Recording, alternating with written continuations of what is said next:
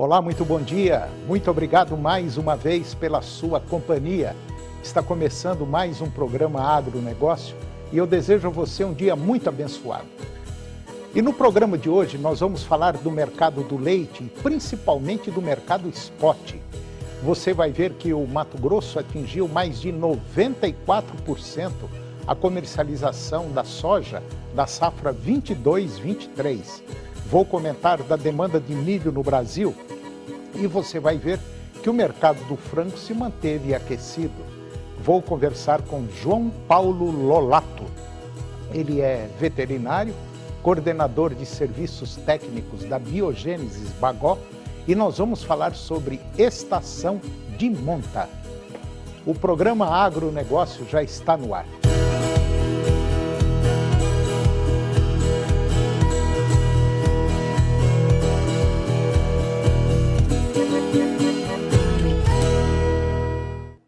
Eu começo o programa de hoje falando do mercado do leite, principalmente do mercado spot.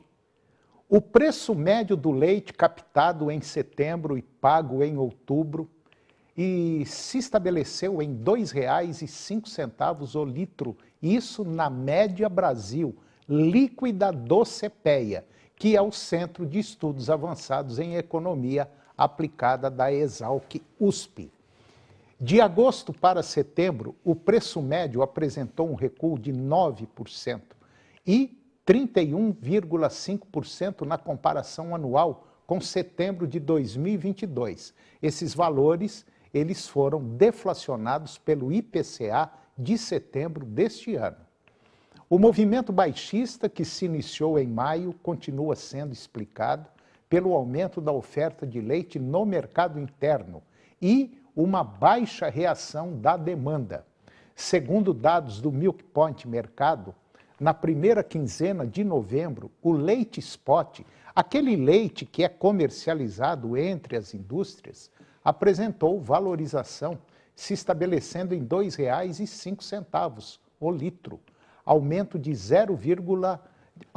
8 centavos frente aos valores da quinzena anterior, que havia se estabelecido em R$ 1,97 na média Brasil. O recente aumento nos preços de venda dos derivados lácteos refletiu em uma nova valorização do leite no mercado spot. Além disso, em algumas regiões, a disponibilidade do leite tem diminuído, especialmente na região sul, que além da diminuição sazonal da produção, também sofre com excesso de chuvas em algumas localidades. E nesse cenário, o aumento da demanda pelo leite spot também refletiu em elevação do volume negociado para a quinzena. E agora vamos falar do mercado de grãos lá no Mato Grosso. O maior estado produtor de grãos do Brasil atingiu mais de 94% a comercialização da soja da safra 22-23. No mês de outubro deste ano, o Mato Grosso ele registra progresso na comercialização da soja referente à safra 22-23, atingindo 94,5% da produção. Esse avanço de 2,7 pontos percentuais em comparação ao mês anterior revela a eficiência do Estado na movimentação deste importante produto agrícola. O preço médio da soja negociado atingiu R$ 118,00 por saca, registrando um aumento de 0,9% em relação ao mês anterior. E este movimento ascendente é atribuído ao aumento do valor da oleaginosa na Bolsa de Chicago, destacando a sensibilidade do mercado local às tendências mundiais. Ainda segundo dados do IMEA, para a safra 23-24, as vendas da soja já alcançaram 31,6% da produção estimada, com avanço de 2,7 pontos percentuais em comparação ao mês anterior, outubro de 2022. No entanto, as incertezas quanto à produção da temporada têm limitado o progresso nas negociações, uma vez que os produtores aguardam uma definição mais clara das condições das lavouras antes de realizar negociações mais substanciais. E agora eu vou comentar da demanda de milho aqui no Brasil.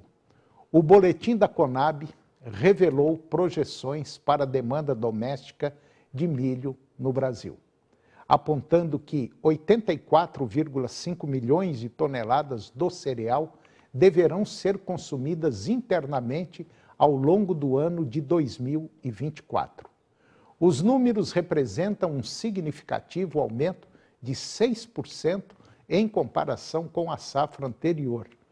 E de acordo com os dados divulgados, a expectativa é que a redução na produção brasileira de milho, combinada à ampliação da oferta no mercado externo, resulte em um declínio nas exportações do grão agora no próximo ano. A análise sugere que esse cenário poderá impactar diretamente o estoque de milho em fevereiro de 2025, ao fim do ano safra 23-24, prevendo um volume de 8,9 milhões de toneladas. O aumento na demanda interna é um indicativo positivo para a economia local, impulsionando setores relacionados à produção, distribuição e comercialização de milho. Contudo, as projeções de redução nas exportações alertam para a importância de estratégias flexíveis e adaptáveis para lidar com as variáveis do mercado global. E agora você vai ver que o mercado de frango se manteve aquecido. A Associação Brasileira de Proteína Animal, a BPA, ela informou, segundo o levantamento, que as exportações de carne de frango entre eles in natura e processados totalizaram 401 mil toneladas em outubro deste ano aqui no Brasil. E no nosso país, esse número é 2% maior que o embarcado no mesmo período do ano passado, calculado em 394 mil toneladas. Na receita, as exportações chegaram a 723 milhões de dólares no mês analisado, com baixa de 12% em relação ao resultado alcançado em setembro de 2022, somando 822 milhões.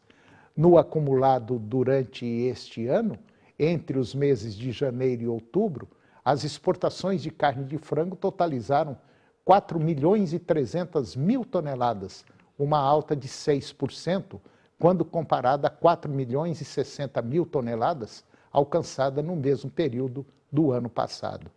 A receita resultante dos 10 primeiros meses nas exportações chegou a 8,3 bilhões de dólares, 1,3% maior que o total já registrado em 8 bilhões 190 milhões de dólares.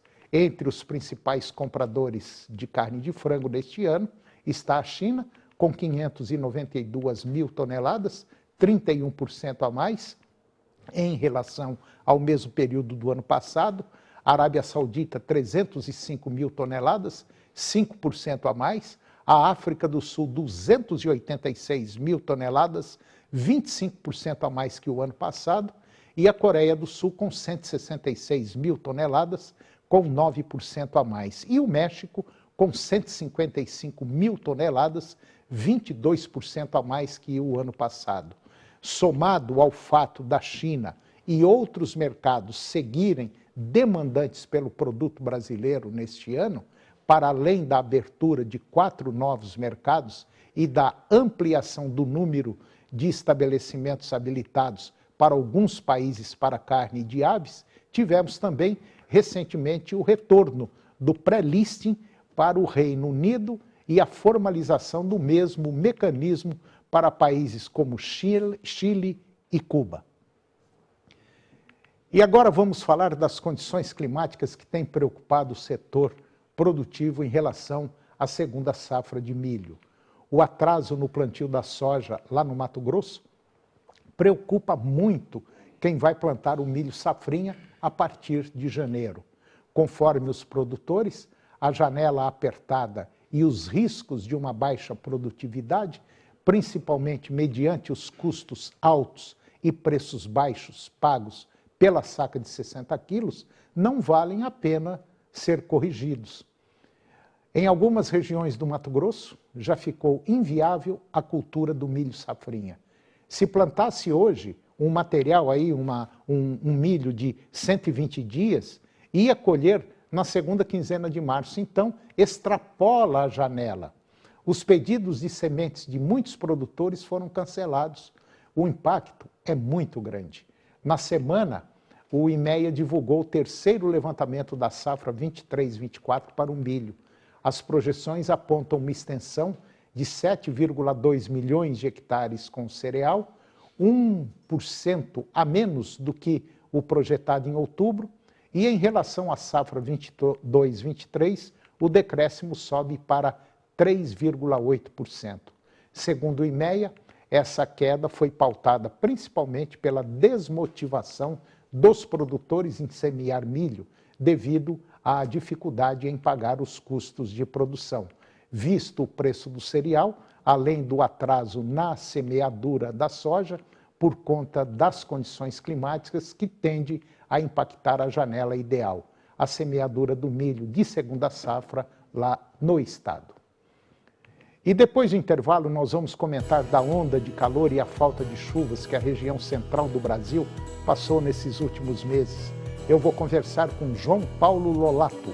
Ele é veterinário, coordenador de serviços técnicos da Biogênesis Bagó, e nós vamos falar sobre estação de monta. Nós voltamos já, é um minutinho só.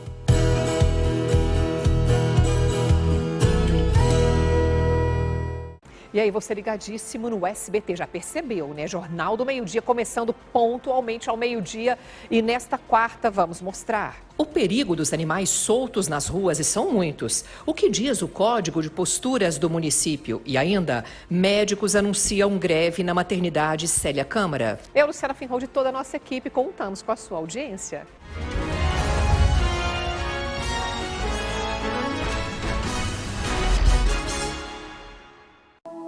Canal TV Agro. Apoio Planalto Máquinas Agrícolas Revendedor Valtra. Goiânia, Jussara, Itumbiara e Porangatu. Estância Bahia Leilões. Estância Bahia a serviço da pecuária brasileira. Europoços Artesianos. Poços com até 800 metros de profundidade. Nutroeste Nutrição Animal. Tecnologia de resultados a serviço do pecuarista. Volumoso X-Gold Pasto, pastagens com raízes profundas. Canal TV Agro, o canal do agronegócio.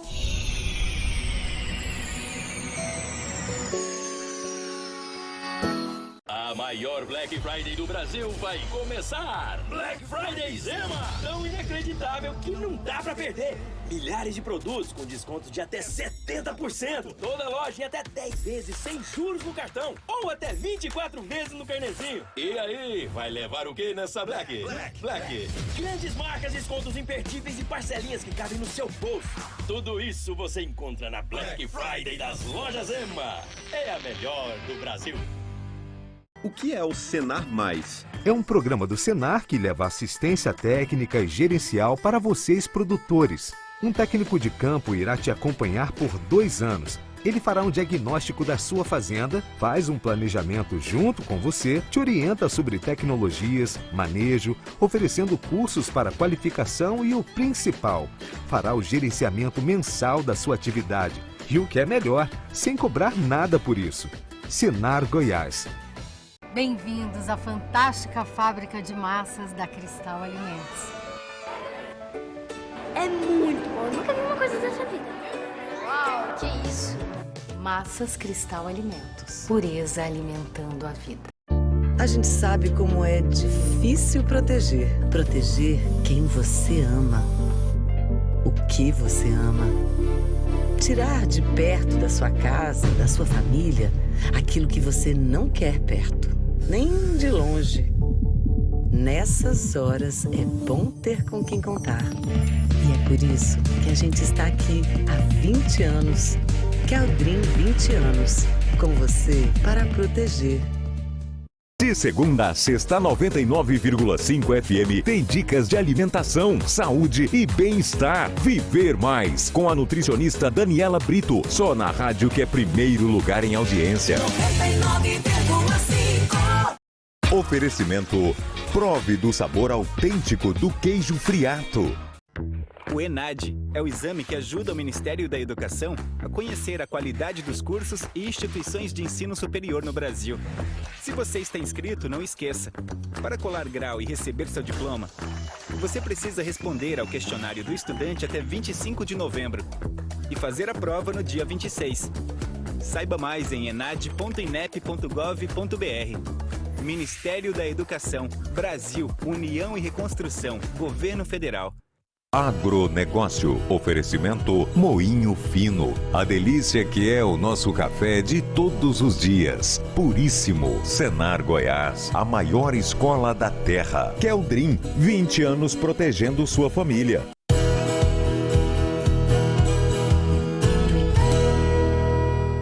Nós estamos de volta e agora vamos comentar da onda de calor e a falta de chuvas que a região central do Brasil passou nesses últimos meses. A região centro-oeste do Brasil, uma das regiões mais importantes do país no que diz respeito à produção de alimentos, enfrentou uma onda de calor intensa com previsão para temperaturas extremas, que com certeza quebraram basicamente todos os registros históricos. Especialistas alertaram que o epicentro dessa especificações climáticas sobre uma região tornou-se um ponto de grande preocupação para os habitantes locais e, em particular, para os agricultores. De acordo com o meteorologista Gabriel Rodrigues, a situação torna-se ainda mais crítica ao considerar as consequências para a agricultura, com foco especial nas temperaturas da superfície do solo, que chegaram facilmente aí aos 55 graus centígrados. A soja, cultura agrícola essencial na região, enfrenta o risco de danos irreversíveis na germinação e emergência devido a essas condições extremas. Apesar do cenário desafiador, existe aí uma tênue esperança com a possibilidade de chuvas, principalmente no noroeste do Mato Grosso, sul de Goiás, e essas chuvas podem ocorrer de forma isolada, infelizmente ainda mal distribuídas. Os meteorologistas também prevêem chuvas mais intensas na região sul do Mato Grosso do Sul. E agora eu vou conversar com João Paulo Lolato. O João Paulo, ele é veterinário, coordenador de serviços técnicos da Biogênesis Magó, e nós vamos falar de um tema importante, nós vamos falar sobre estação de monta. João Paulo Lolato, muito obrigado pela sua presença, muito obrigado mesmo. Nós vamos falar de um tema muito importante. Ainda bem aí no Paraná, na região sul, está despejando água. Para nós aqui está começando a querer chover. E a estação de monta, de uma maneira geral, que começa basicamente, ou melhor, já começou, né? Ela vem sofrendo aí alguns probleminhas, né? Principalmente aqui na região centro-oeste e norte, né? É isso aí. Bom dia, Toninho. Bom dia a todos. Com certeza a estação de monta ela é marcada pelo início das chuvas, né? E esse ano, se a gente for esperar realmente as chuvas, alguns estados vão atrasar um pouco a estação, né, Toninho? É verdade. Então a gente vai ter que tentar, da melhor forma possível, ajeitar aí para não perder tempo e também não ficar com os resultados, vamos dizer assim, sacrificados pelo clima, né? Então a gente usar ferramentas de ótima qualidade vão nos ajudar a manter os resultados aí, mesmo que o clima esteja um pouquinho atrasado. Mas, João, de maneira geral, aquele produtor que faz a estação de monta, que realmente é profissional, mesmo com a seca, ele preparou esses animais, né? Essas fêmeas para essa estação de monta, né? Exatamente, Toninho. Geralmente a gente começa ali, né, a programar de acordo com os partos, né? Vão acontecendo os partos, nós já vamos separando os lotes para iniciar a estação de monta e a gente aguarda um pouco a chuva, mas se ela não vem, a gente começa a estação da mesma forma. Até porque para a gente não atrasar os próximos anos, né, Toninho? Então a gente precisa de uma estação bem definida, pensando nas estações subsequentes. Verdade, então, verdade. Essa é a ideia. Se atrasar agora, pode com certeza absoluta, vai embananar lá na frente e vai encavalar tudo e aí a situação vai ficar muito pior. Ô, João, mas de maneira geral, como nós falamos, quem é profissional realmente, com chuva ou sem chuva, ele preparou esses animais para entrar nessa estação de monta. E no caso de vocês aí da Biogênesis Bagó, vocês têm toda a estrutura para a estação de monta, para os animais? Temos sim, Toninho. Nós aqui da Biogênesis, nós trabalhamos, né, com a linha completa de protocolos de ATF, né, a linha reprodutiva, desde os implantes, né, os hormônios injetáveis, também as vacinas, né, reprodutivas, que vão manter, né, a gestação, a inseminação, nada mais é ATF, a gente inseminar, fazer um protocolo para inseminar o animal no horário marcado, que é essa imagem que vocês estão vendo aí, né, esse é o protocolo de ATF. Mas não adianta nada eu emprenhar a vaca, sendo que ela pode perder depois. Então, ou seja, eu tenho vacinas reprodutivas que vão me ajudar a manter essa gestação. Também temos ferramentas, Toninho, como suplementos minerais vitamínicos injetáveis. Para quê? Para durante, né, esse momento do protocolo de ATF, ali no dia do início do protocolo, eu utilize também essa suplementação, pensando em quê? Em melhorar o resultado dos meus animais. Às vezes, numa época dessa, como eu venho de uma seca, né, não começou a chover na época certa, meu pasto não está do jeito que eu espero, eu posso usar ferramentas como suplementos minerais e vitamínicos injetáveis para otimizar o resultado das minhas matrizes na estação de monta, né? Quer dizer, não é simplesmente você pegar a vacada e dar uma alimentação boa e começar a fazer todo o processo. O negócio não é aí, é muito mais, vamos dizer assim, muito mais delicado do que a gente imagina, né? Exato. A gente costuma brincar que parece uma receita de bolo. Mas quando a gente vai executar essa receita... É aí que está o problema. Exatamente. Na teoria tudo é fácil, né? Mas na hora que cai na prática tem muito detalhe. Então, assim, a gente olhar aquela imagem de um protocolo, você vê assim, é o D0, é o D8, é o D10, algumas empresas trabalham com outros protocolos com dias diferentes, mas de modo geral seria isso, D0, D8 e D10. Mas por que eu faço cada aplicação, cada colocação de implante, a retirada do implante nesses momentos? Por que tem os horários corretos? Esse detalhe que faz a diferença, né? Eu tentar me organizar, ter um profissional, né, respeitado, um profissional de renome, acompanhando esse processo dentro da fazenda, é onde eu consigo atingir os melhores resultados.